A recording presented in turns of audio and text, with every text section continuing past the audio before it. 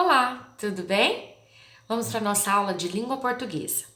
Peguem a apostila de vocês e vão lá na página 48. Vamos lá? Leitura e compreensão de poemas. A Seca do Ceará. Esse é um exemplo de um outro cordel, tá? Um poema em ritmo de cordel, que deve ser lido com entonação, tá bom? E, principalmente, deve ser lido várias vezes, para que você compreenda o significado das palavras, o sentido que cada palavra expressa no poema, tá bom? Isso é muito importante, para depois realizar a atividade. Vamos lá? A atividade de hoje, ela é interpretativa. Você vai interpretar o poema que você vai ler antes, tá? Eu vou ler para você o poema. Vamos lá. A Seca do Ceará. Acompanha comigo. Secam as terras, as folhas caem, morre o gado, sai o povo. O vento varre a campina, rebenta a seca de novo. 5, 6 mil imigrantes, flagelados retirantes, vagam mendigando o pão. Acabam-se os animais, ficando limpos os currais, onde houve a criação. Não se vê uma folha verde em todo aquele sertão. Não há um ente de aqueles que mostre satisfação. Os touros que nas fazendas entravam em lutas tremendas, hoje nem vão mais ao campo.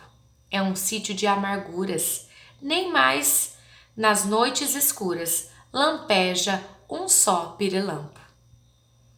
Aqueles bandos de rolinhas que arrulhavam saudosas, gemem hoje, coitadinhas, mal satisfeitas, queixosas. Aqueles lindos tetéus, com penas da cor dos céus, onde algum hoje estiver, está triste, mudo e sombrio, não passeia mais no rio, não solta um canto sequer. Esse é o poema. Leandro Gomes de Barros, o autor. Exercício 1, vamos lá. O poema descreve a seca em uma parte do Nordeste. Retire do texto expressões que mostrem consequências dessa seca. Partes do texto onde fala dessa seca, né? Secam as terras. Isso faz parte de secas, né? Características da seca. Então, se vocês vão tirar do texto falas, trechos, versos, né? Que falam sobre essa seca do Nordeste, que caracterizam isso. 2. Releia este verso. O vento varre a campina. Sabendo que campina é planície, pense no significado de varrer. Observe que o verbo varrer não foi usado em sentido comum. O que se quer dizer com varre a campina? Quando ele diz varre a campina, que o vento sopra fortemente, né? Que o vento sopra forte, varrendo a campina, né? Varrendo a planície, o solo. 3. O verbo rebentar significa nascer. O que você acha que significa rebenta a seca de novo? O que você acha que significa isso no texto? Qual que é a interpretação desse trecho do texto? Rebenta a seca de novo. Isso significa que recomeça, né? Que recomeçando, surgindo de novo, a seca vem aí. Então, a seca recomeça novamente. Então, rebenta.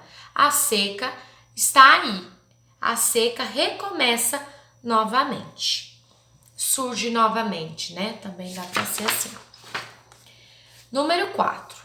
Veja o significado dessa palavra. Migrante significa quem se muda. Essa palavra podemos escrever com I e com E. Com I, ela significa migrante, imigrante, né? E significa quem chega a algum lugar, certo? E com E, significa o migrante que sai de algum lugar, tá? Com essas informações, explique o uso da palavra emigrantes no texto, no poema, né, no caso. Qual que é o significado dela no poema?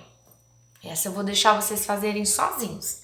Pensa qual é o verdadeiro significado da palavra, leia novamente o poema para que você identifique qual é a informação, qual é o sentido dela no texto, no poema, no caso. 5. Releia o 7º verso do poema. Nele aparece a palavra pão, que no texto não significa exatamente pão. A palavra tem o mesmo significado de comida. Isso mesmo, de comida. Veja os versos a seguir. Acabam-se os animais em todo aquele sertão. Classifique os pronomes que aparecem nesses versos. Quando falam acabam-se os animais, qual é o pronome destacado nesse primeiro trecho? Acabam-se os animais. Qual é o pronome? E você vai classificar o que ele é. Que pronome ele é? É um pronome pessoal do caso oblíquo? É um pronome pessoal do caso reto? É um pronome possessivo que indica posse? É um pronome demonstrativo? O que ele é? Depois, no segundo trecho, em todo aquele sertão, qual é o pronome e o que ele, qual é o pronome e que classificação ele tem? Que tipo de pronome ele é? Você vai escrever aí. Depois vem assim, na página 51. Tetel é uma ave também conhecida em outras regiões do Brasil, como quero-quero. Quem já não viu um quero-quero, né? Ele costuma medir 35 centímetros de comprimento e pesar cerca de 300 gramas.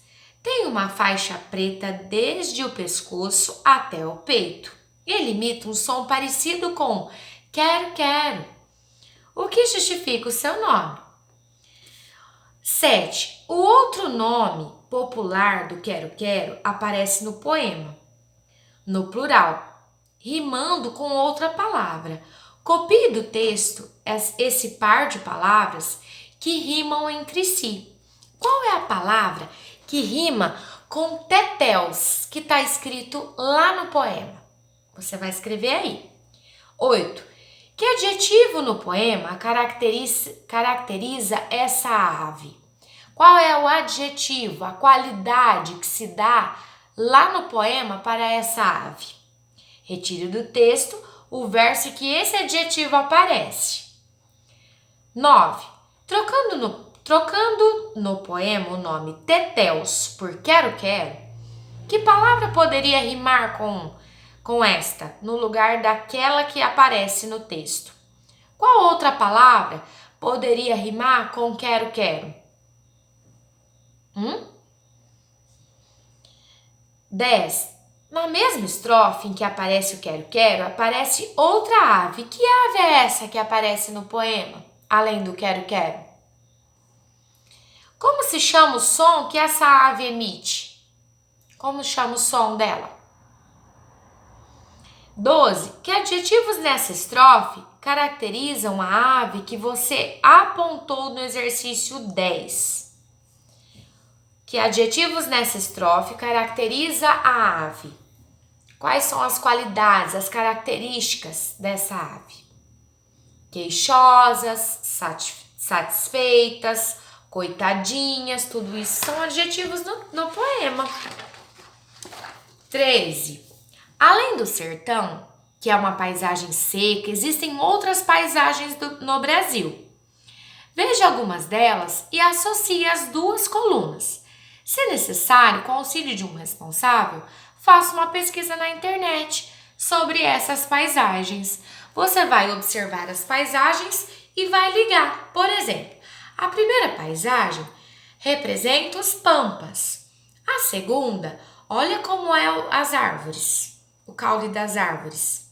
É o cerrado. A terceira é a paisagem de uma metrópole, de uma cidade, né? E a última é da roça. Tem um animal vindo de lá e algumas crianças, parece chegando da escola, né? Com uma mochilinha, caminhando, indo para casa, que é no sítio, na fazenda. Na outra página, tem a imagem de uma praia, então seria litoral. Depois, a imagem de um manguezal ainda bem cheio de água, né? E, por fim, nós temos a imagem da Amazônia. E o exercício 14, que marca assim. Marque a alternativa em que aparece uma característica do sertão durante a seca.